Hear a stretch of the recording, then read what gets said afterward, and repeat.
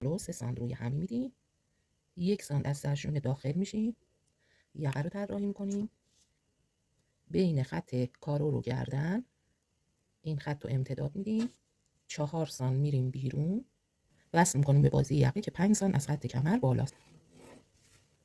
بعد از اینکه یقه رو طراحی کردیم، این لقی‌ها رو روی الگو میبندیم. لقی روی سرشونه داریم که 1 سانت میان پایین، وصل میکنیم به سرشونه. یه لقی هم توی حلقه میگیریم، یه لقی اینجا میگیریم، یه لقی طلایی داریم، یه لقی اصلاح پیکره، از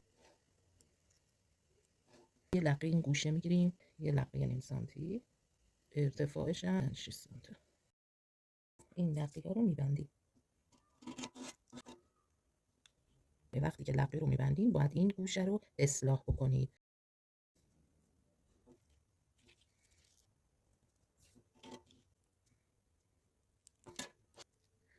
بعد از اینکه لقی ها رو گرفتیم، ترکیب الگو به هم میریزه. این جاهایی که الگو شکلش تغییر کرده رو دوباره آرایش میکنیم. اینجا این خط اینا آرایش میشه دوباره و بعد یه برش از سرشونه میزنیم و لقی کنفور رو آخر سر میبندیم. اینجا رو ترمیم میکنیم، تیزی اینجا رو هم میگیریم، این گوشه هم یه لقی کوچولو داریم که اینم میبندیم.